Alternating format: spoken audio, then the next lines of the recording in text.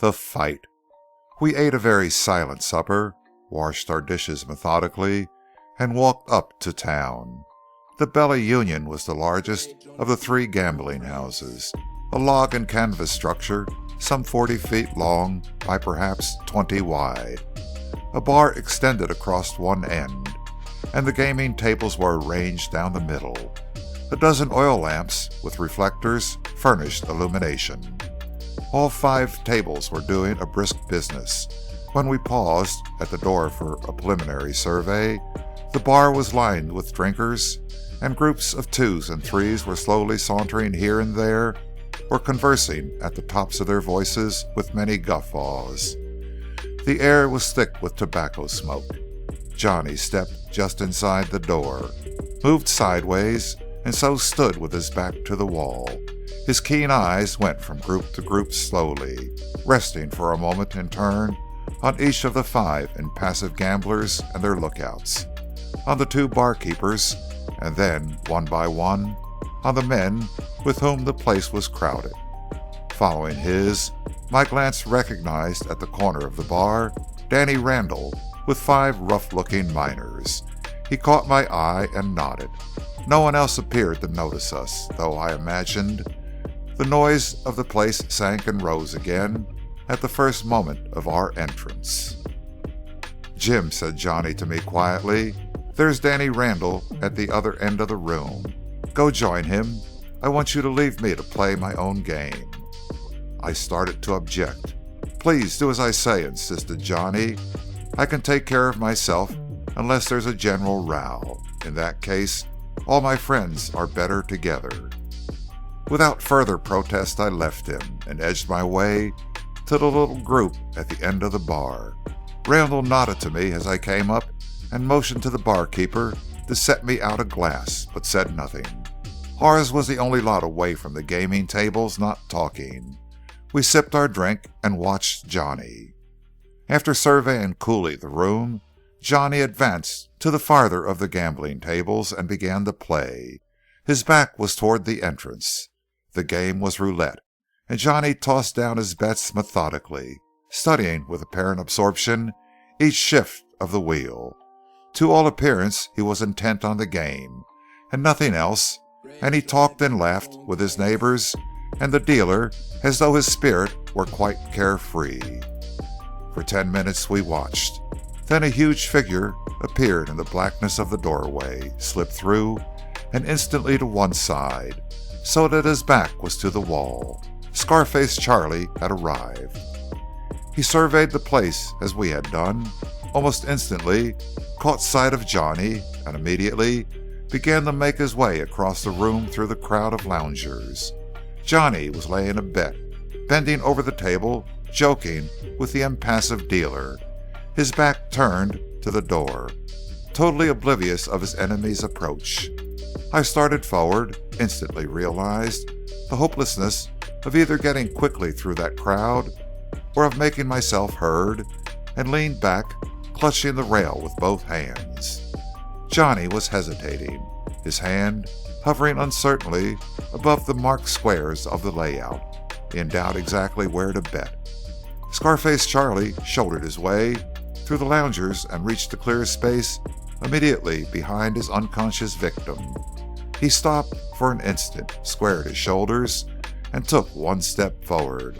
Johnny dropped his chips on the felt layout, contemplated his choice an instant, and suddenly whirled on his heel in a lightning about face.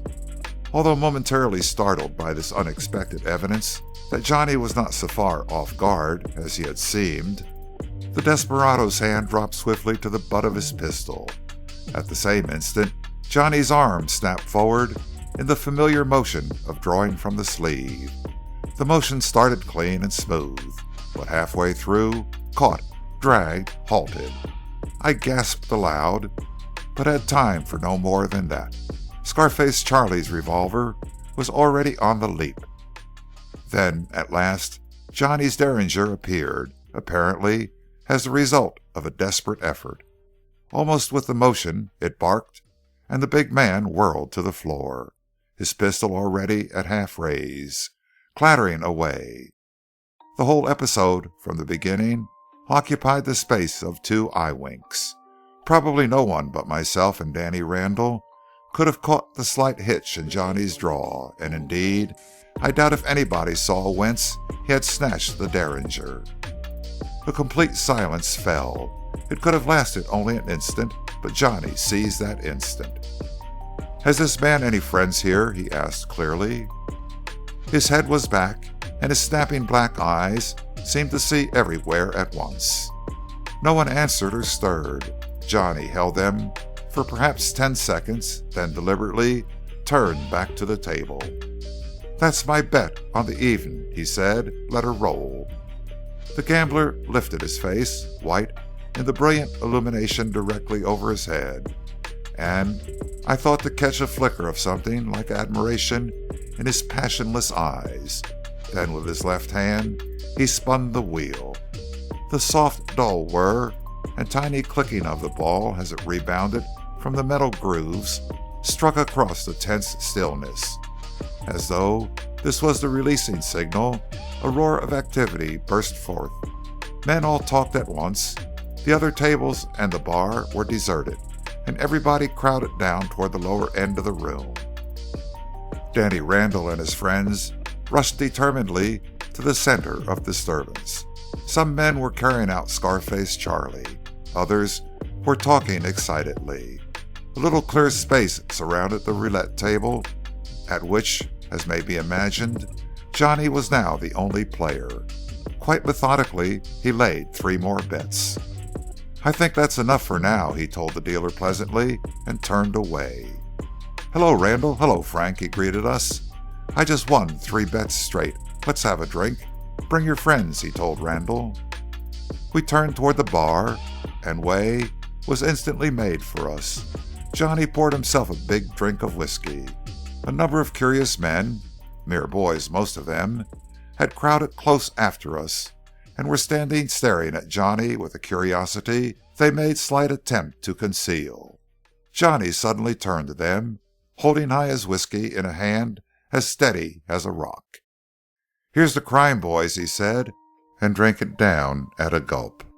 Then he stood staring them uncompromisingly in the face until they had slunk away.